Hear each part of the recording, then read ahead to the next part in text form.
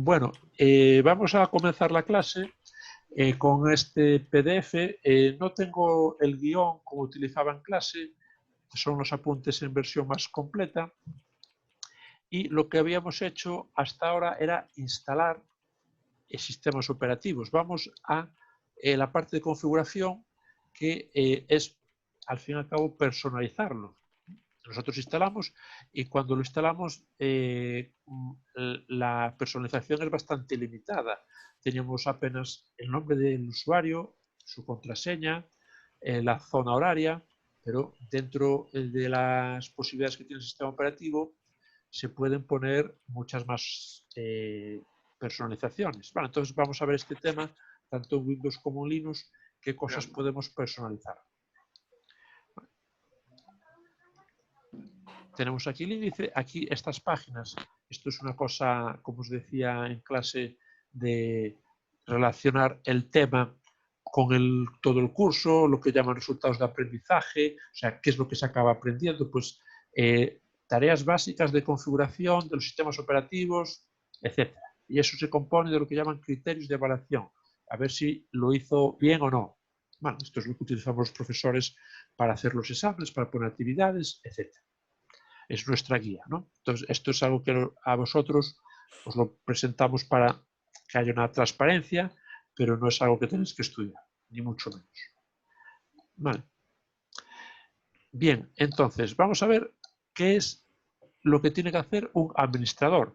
Dentro de las personas que usan los ordenadores hay dos papeles diferenciados, usuarios y administradores. El usuario hace lo que le permiten hacer y el administrador es el que personaliza y configura todo para el resto de usuarios. Vale, eso en Windows lo veis con la cuenta administrador, pero también sabéis que podéis hacer que un usuario que creáis tenga perfil de administrador. Vale. No solo los administradores de Windows hacen funciones de administrador, sino que una persona, un usuario, cuando se le crea la cuenta, también se le puede dar el privilegio de administrador. Vale. Esto lo sabéis, lo conocíais. Vale. ¿Sí? ¿Me escucháis? Sí. ¿Conocíais Sí. esto? El administrador, vale, es una cuenta que ya hay en Windows y también hay otras cuentas que, siendo usuarios, con nombre de usuario, pueden hacer de administrador. Ah, sí, sí. Vale, entonces, funciones de un administrador, tareas que tiene que hacer, las que tenéis ahí. Ojo, algunas de las que hay aquí también las puede hacer los usuarios que no son administradores. Por ejemplo, agregar y eliminar software. Hay, según los permisos que requieran los programas que vamos a instalar, algunos necesitan permisos de administrador, otros no. Vale, entonces, esto es, este primer punto no es de todo cierto, porque hay programas que, como os digo, pues un usuario puede instalar sin ser administrador, pero el administrador lo va a poder instalar siempre. Vale. Actualizar el sistema operativo, aplicaciones, controladores, lo que hemos visto. Este tipo de software ya es un software más específico, un sistema operativo.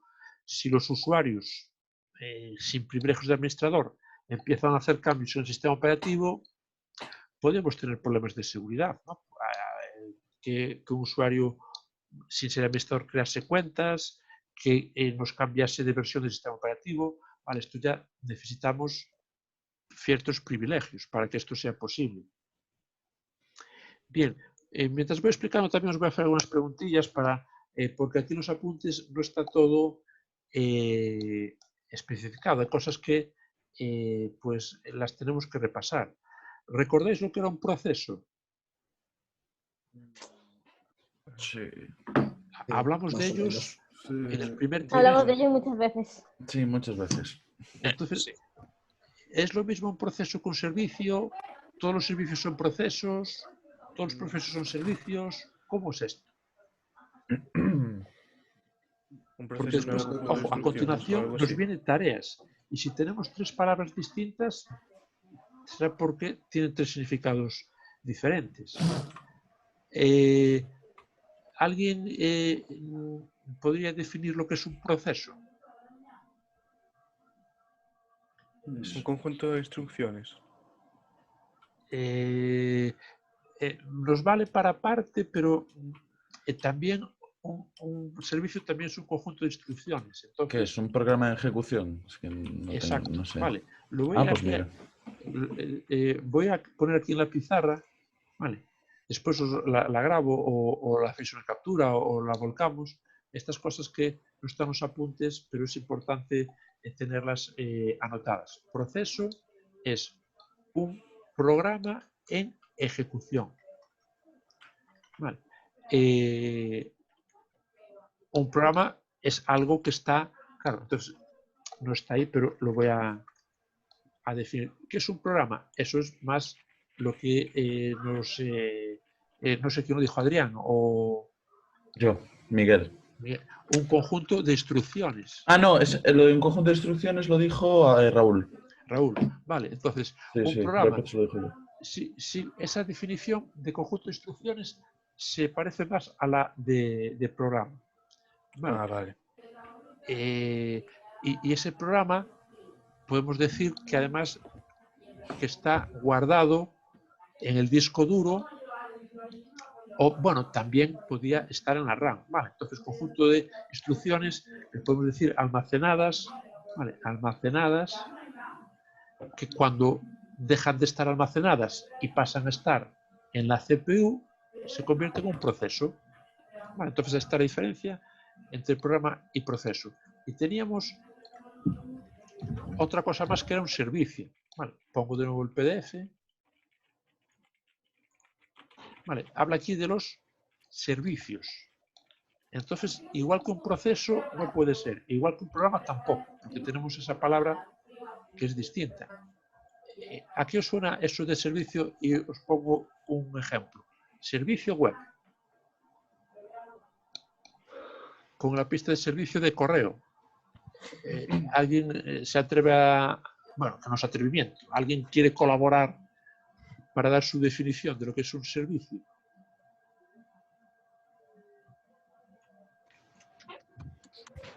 No sé ¿Algún voluntario voluntaria? Sí. ¿Alguien que levante la mano? Nadie levanta la mano. Bueno, ¿Cómo pues se levanta la mano? Es lo que me pregunto yo. tenéis ahí más al lado Entre de acciones. en acciones. Bueno. Vale, Vale. vale. No, Entonces, no, si no. queréis pedir la palabra, pues levantando la mano. Yo tengo aquí la lista de participantes y ya os veo. Bueno, pues voy a poner yo mi definición.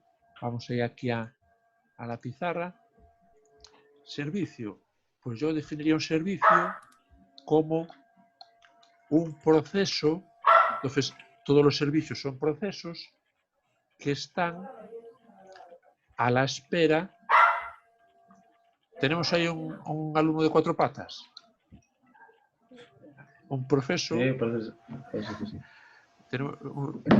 A ver, centrándonos aquí, un servicio es un proceso que está a la espera de recibir peticiones para atenderlas. Esta definición es bastante larga. Vamos a poner un ejemplo, porque si no parece que esto es muy liante. Ejemplo. Servicio web. ¿Qué hace un servicio web?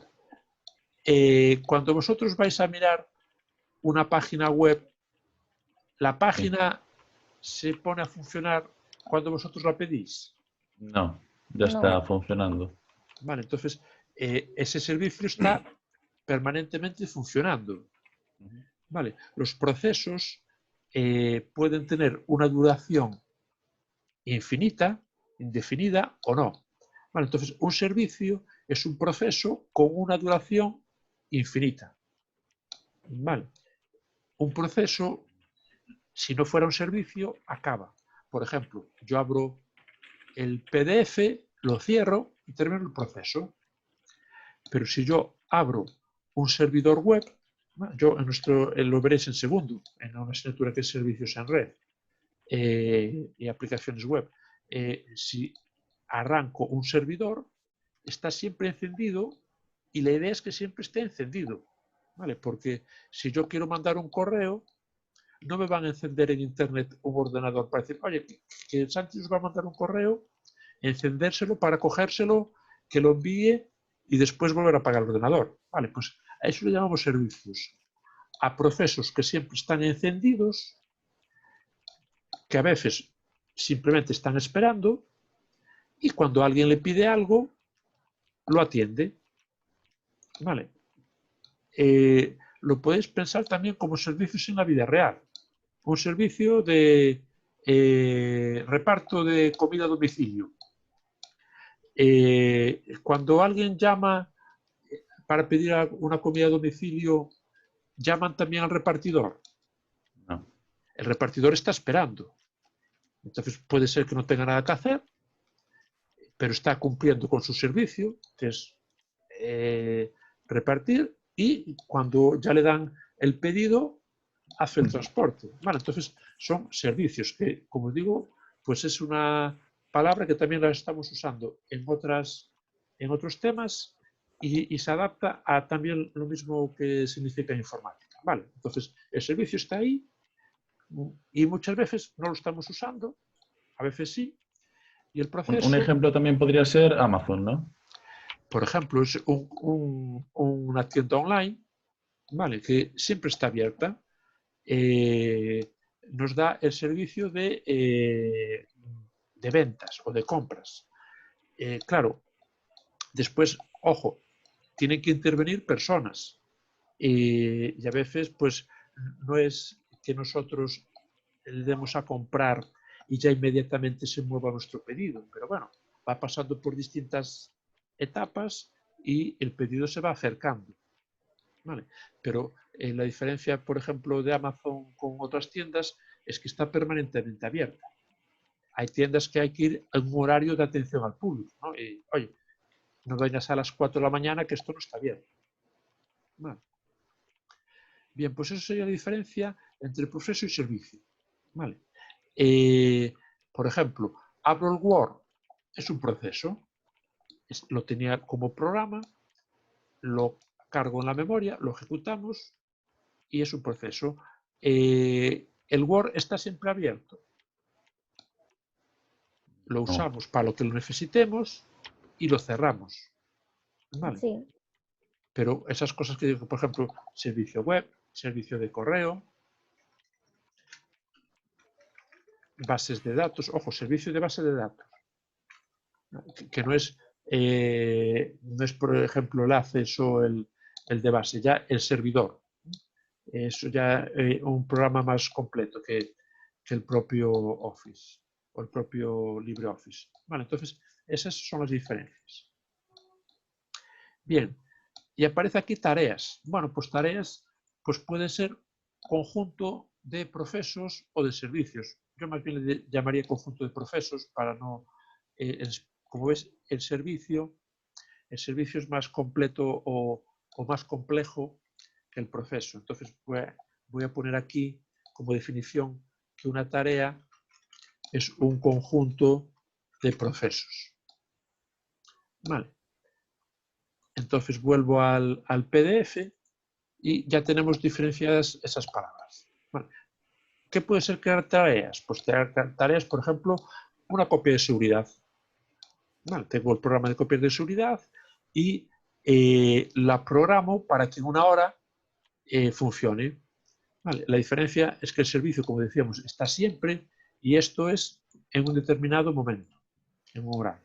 Vale, pues estos conceptos sí que son importantes. Vale, procesos, servicios, tareas ya no tanto. Y es algo que se ocupa de hacerlo el administrador. Vale. Control de procesos. Pues a ver qué pasa, que tengo un ordenador con mucha carga, me voy a cargar algunos, valga la redundancia, para poder ver si el ordenador va más ágil, ¿vale? Que vaya más ligero. Vale, eso lo hace el administrador. Bien, pues tiene esas funciones, control de usuarios, ya conocéis, posibilidad de crearlos, borrarlos, cambiarle datos. Le voy a cambiar la contraseña. Vale. Instalación y desinstalación de hardware. Bueno, aquí esto, veis que en esta asignatura también tocamos otras, como es montaje o como redes, porque el sistema operativo se carga un poco de todo. Aquí esto también sería una tarea propia de un técnico de hardware, pero el administrador del sistema operativo pues puede ser que comparta ese papel, que al mismo tiempo sea algo de montaje y algo de sistemas operativos. Gestión de almacenamiento, vale, pues instalar un disco duro, darle formato para que se puedan guardar más datos. Gestión de red, vosotros veis que estamos en clase y está el profesor, ¡hala!, corta internet, pon internet. Bueno, pues eso también es gracias a algo que está haciendo el papel de administrador de red. Copias de seguridad, reparación del sistema y rendimiento del sistema. O sea, esto sería el rendimiento del sistema relacionado con el control de procesos. A ver cómo está yendo de rápido, si hay un usuario, una persona que esté gastando mucho internet, que esté con muchos procesos abiertos y está perjudicando o nos viene a pedir ayuda porque el ordenador le va lento, ¿vale? Aunque aquí esto de sistema se refiere a sistema informático, ¿vale? Conjunto de ordenadores y de programas. Bien, ¿cómo veis esto? Tareas del administrador. Algunas incluso veréis que las hacéis vosotros mismos como usuario. No sé si Sí. administráis vuestro ordenador en casa y le hacéis una cuenta a vuestra madre, a vuestro padre, para que tenga un escritorio distinto y no todos utilizar el mismo usuario. Vale, pero esto, Antes sí, Sí, yo ahora ya sí. no. Ahora ya no. Yo en el ordenador que tengo de sobremesa. claro, entonces cuando un ordenador es compartido, alguien lo tiene que administrar. ¿Vale? Alguien tiene que administrar ese ordenador, alguien tiene que instalar los programas. Entonces son tareas que algunas dicen, pero esto lo hago yo. Bueno, pues habéis sido administradores sin a lo mejor daros cuenta de estar cubriendo ese papel. ¿Vale? Pero, como os digo, cuando un ordenador hay que compartirlo, alguien tiene que poner orden en él. Bien. ¿Preguntas sobre esto? ¿Cómo lo veis? ¿Rollo? Bien. Bien. Oh, bien. Bien. Vale. Vamos a dar aquí un repaso a esto de las interfaces, que habíamos hablado de Sí, ellas sí. en el primer trimestre. ¿Recordad lo que es una interfaz? Una interfaz Sí, Como un mediador que comunica dos partes. sí, ahí está. había dado una palabra que lo podemos utilizar como sinónimo de interfaz. ¿La recordáis? Interfaz, sí, no. Una interfaz es un intermediario. Tenemos dos puntos o dos sistemas o una persona y un sistema. Entonces, la Bueno, sí, interfaz, lo que dijo Nelson, dijo mediador, intermediario, es lo mediador, mismo. correcto. Alguien Sí, que sí. está, que su tarea es poner en comunicación dos partes. Y esas dos partes, ahí podéis poner los ejemplos que queráis. ¿Vale? Dos ordenadores entre sí. Pues, por ejemplo, una tarjeta de red es una interfaz para poder comunicar a través de la red dos ordenadores. Vale. Si yo quiero comunicarme con el ordenador, pues puedo tener una interfaz gráfica con, como os pone aquí, iconos, ventanas, botones, una interfaz de comandos o ya interfaces más modernas. Habíamos dicho, por ejemplo, interfaces táctiles. ¿Vale? Una interfaz táctil, pues que en vez de escribir o en vez de pulsar, toquemos. Bueno, pues como os pone, pues al principio las más sencillas era el modo texto, pero lo que hacíamos era escribir. Pero para escribir había que saber qué órdenes poner. Es lo que llamamos los comandos. Los comandos son las órdenes. Y como dice aquí, parámetros. Eso de parámetros, ¿qué sinónimo, qué definición me daréis de lo que es un parámetro? Porque a Una veces regla, una norma. Es que no sé explicarlo. Parámetros. Condiciones. Sí, a lo mejor. condiciones. Sí, condiciones. Sí, quizás la palabra que más se ajusta, los parámetros son las opciones, ¿vale? Lo que yo puedo escoger. Yo puedo poner un comando con unas opciones de voy a copiar archivos, ¿vale? Archivos tengo un comando que es copy o xcopy en MS2 para copiar, pero le voy a poner parámetros para que me copie todos o para que me copie pues algunos que tienen que empiezan por un determinado nombre. Entonces eso sería utilizando comodines. ¿Vale? Entonces, eso de parámetros se usa mucho, esa palabra, y pensad que los parámetros son las opciones del comando. ¿Vale? Por ejemplo, voy a hacer un listado de ficheros, comando ls. Lo hemos utilizado en Ubuntu, si recuerdo, ¿no? Comando ls. Sí. Pero los Sí. parámetros son, por ejemplo, parámetros para que me los ordene por ejemplo, por tamaño, para que me los ordene por fecha de creación, para que me los ordene por usuario. Vale, entonces, los parámetros me valen para modificar la función principal del comando. ¿Vale? A veces se dice una aplicación parametrizada y tal. Este nombre, esta palabra parámetros, le da mucho brillo al discurso. Es que tenemos aquí la aplicación parametrizada. Y decimos, hostia, esta aplicación parametrizada debe ser algo que es el no va más. Bueno, pues lo que quiere decir simplemente es que en vez de tener una aplicación que siempre funciona igual, es una aplicación donde hay opciones. Pero decimos parametrizada, ¿verdad? Y eso parece que viste, anda, si la tiene parametrizada tiene que ser la repera. Bien, ya me quedan 9 minutos para acabar la clase. Entonces, vamos a ver unas cosillas más. Modo texto, ya lo conocéis. El modo texto es escribir comandos. ¿Vale? Estas palabras son sinónimas. Consola, terminal, shell.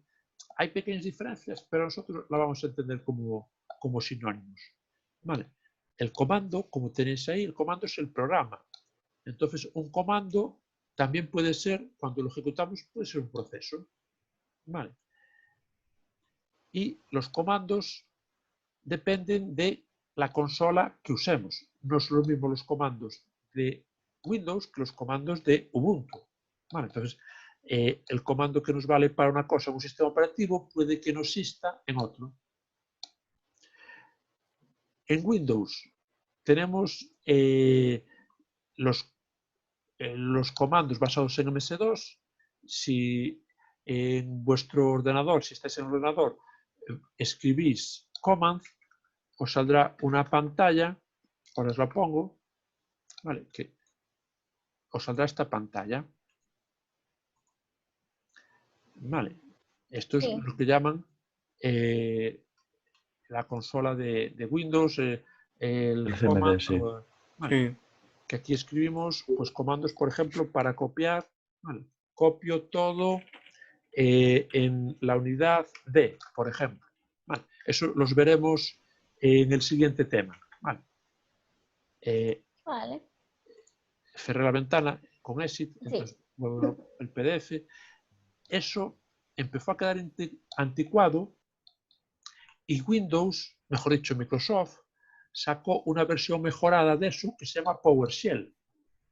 ¿Vale? Que para cargarla o para ejecutarla, pues también la ponemos ahí y se diferencia. Ahora os la comparto.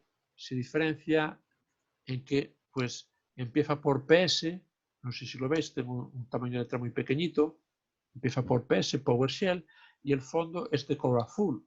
La han puesto así para a ver si estoy en modo MS2 o si estoy en PowerShell. Vale. Tiene más comandos. Esto se diseñó hace unos 15 años, desde 2006, con lo cual tiene muchas más cosas que tenía MS2. Por ejemplo, en MS2 se pueden crear usuarios.